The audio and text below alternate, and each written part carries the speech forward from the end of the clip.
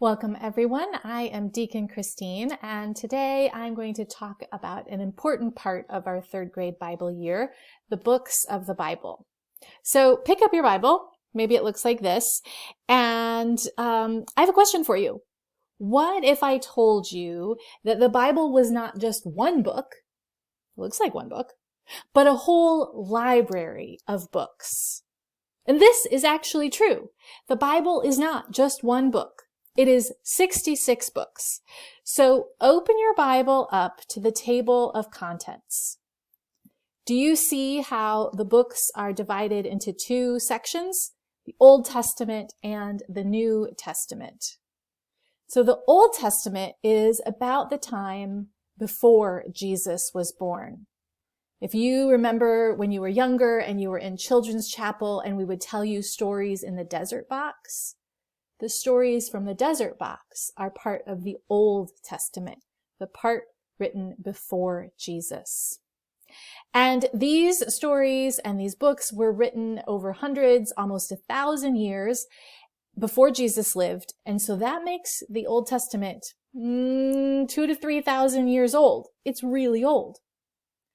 Now, the New Testament, the other section, is about Jesus's life and how the church started.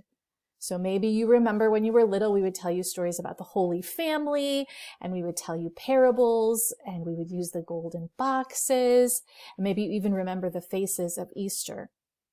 All of these Bible readings are from the New Testament. Jesus was born around, not exactly, the year 0. And right now we're in the 2000s. Which means that even the New Testament is pretty old. So here's another question. Have you ever tried to read the Bible, or you've opened it up and you've found something really confusing, or maybe just boring, and you kind of give up because you don't know what to do? It happens all the time, even to adults. And the reason is this. The Bible can be a really hard book to understand and to read unless you know a little bit about it, which makes sense, right? If you pick up a Harry Potter book and you have no idea what Harry Potter is and that it's a series of books and that it's that it's fiction, not nonfiction, and you would find that it's like filled with confusing names and events. But if you know what Harry Potter is and a little bit about it, and it's about a story of a young boy who finds out he's a wizard and he goes to wizard school and then he battles the dark forces of he who shall not be named. If you know those things, Harry Potter makes a lot more sense, right? The same is kind of true of the Bible. So take a look again at your table of contents page. If you'll notice in the Deep Blue Bible, on the table of contents page, there are some colorful bars, and those tell what kind of book you are reading when you read the Bible. There's history, there's wisdom, there's prophets, there's letters. No matter what you are reading, whether it's for school or for fun or the Bible, it's really important to know what kind of writing or what kind of book that you're reading. Very last thing for today. Older kids often ask me this really important question. They ask me, is the Bible true? And I think this is a great question. And I kind of wonder what you think. Is the Bible true like a science book? Well, no, we just heard it's got history and poetry and wisdom and prophets and letters. That's not a science book.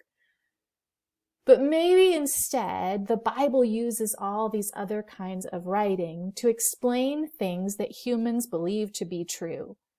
Like God created everything and created it to be good. Now, the Bible has stories about the earth being created and the universe being created in 7 days, but maybe it's because thousands of years ago, people didn't have the same scientific knowledge and tools that we have today. And so maybe what they did was to create stories that help them to understand important questions. Important questions like, where did we come from? What is God like? And how are we supposed to all get along? When we use the Bible, it's important to use our thinking skills and science and history to make sense of what it means. So as you read the Bible, you may ask new questions, and that's really normal and really good. Your parents are there to help you, and so is your church family. So when you were baptized or when you will be baptized, the whole church promises that we are going to help you to think about these big, important questions that you may have. And we are going to share with you, this is our promise, that the Bible is a story of God's love for you and for me and for the whole world. So I'm going to challenge you. This is my ending. I'm going to challenge you to learn the names of all 66 books of the Bible. The next video in the lineup here is going to be the Books of the Bible song, which was written especially for the kids of Kenilworth Union Church. Use it to practice and have fun.